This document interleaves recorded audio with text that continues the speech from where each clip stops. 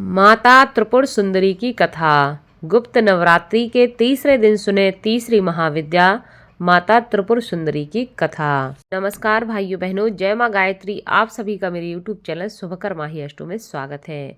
आज के इस वीडियो में सुनेंगे माता त्रिपुर सुंदरी की कथा। गुप्त नवरात्रि का आज तीसरा दिन है। ऐसी मान्यता है कि इस दिन माँ को प्रसन्न करने के लिए उनकी पूजा करने से दुगना फल प्राप्त होता है। और आज गुप्त नवरात्रि के तीसरे दिन माता की इस कथा को स्मरण करने से माता की विशेष कृपा प्राप्त होती है।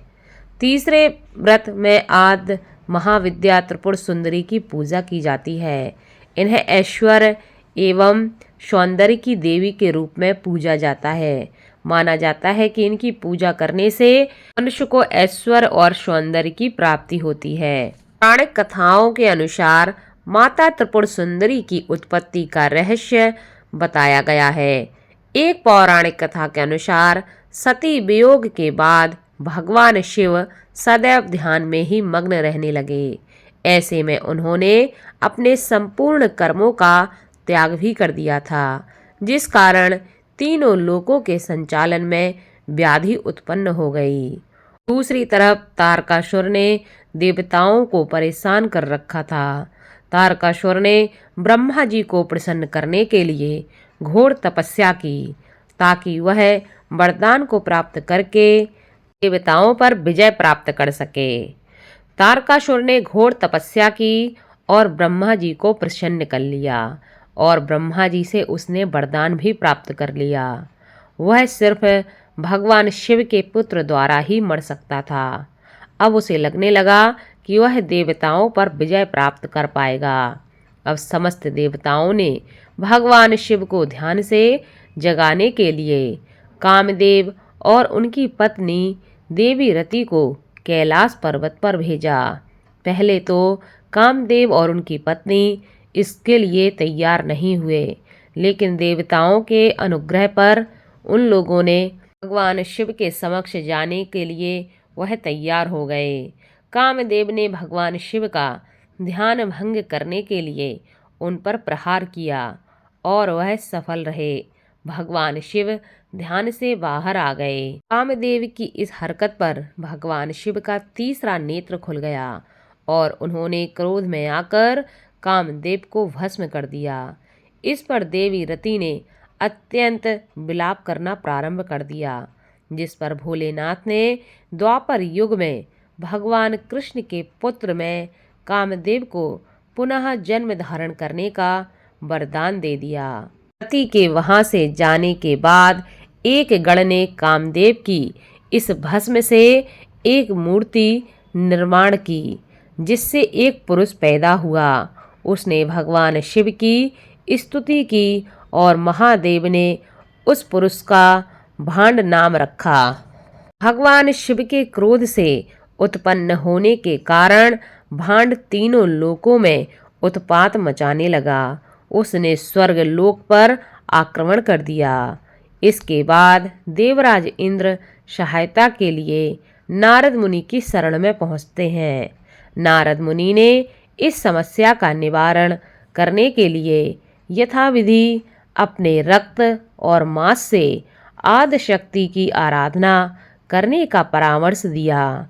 देवराज इंद्र ने माता की आराधना की, जिसके बाद त्रिपुर सुंदरी के स्वरूप में प्रकट होकर माता ने भांड असुर का वध कर दिया।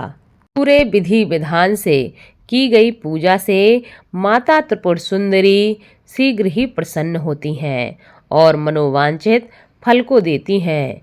उनमें सूर्य के समान तेज समाहित है। माँ को प्रसन्न करने के लिए पूजा के दौरान कुछ मंत्रों का जाप करने से अति शीघ्र सभी मनोकामनाएं पूर्ण हो जाती हैं। माँ अपने भक्तों के सभी कष्टों को दूर करती हैं।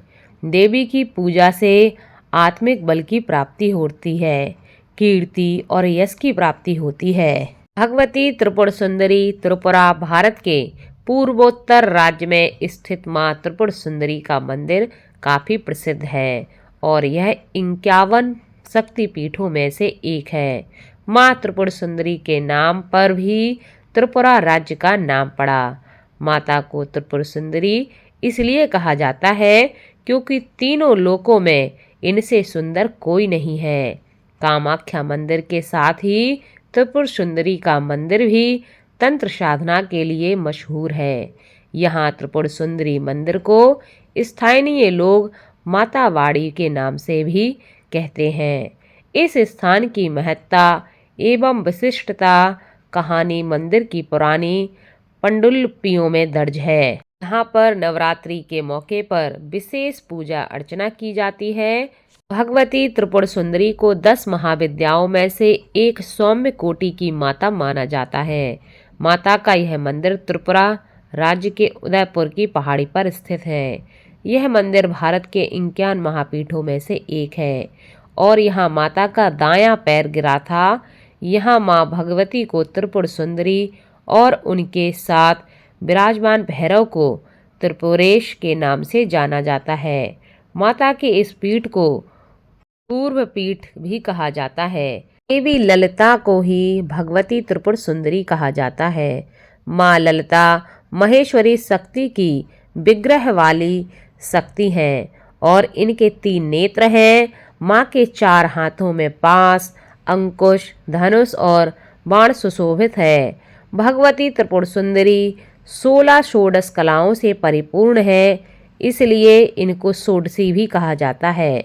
इसके साथ ही भगवती त्रिपुर सुंदरी को राजराजेश्वरी, ललिता गौरी, ललितांबिका, ललिता, लीलामती, लीलावती आदि नामों से भी जाना जाता है। यह देवी पार्वती का तांत्रिक स्वरूप ही माना जाता है। देवी भागवत में बताया गया है कि माँ भगवती वर देने के लिए सदा सर्वदा तत्पर रहती हैं और भगवती माँ का विग्रह सौम्य और हृदय दया से पूर्ण है। संसार के समस्त तंत्र मंत्र इनकी आराधना से ही पूरे होते हैं। प्रसन्न होने पर ये भक्तों को अमूल्य निधियां प्रदान कर देती हैं। बोलो माता त्रिपुर सुंदरी की जय।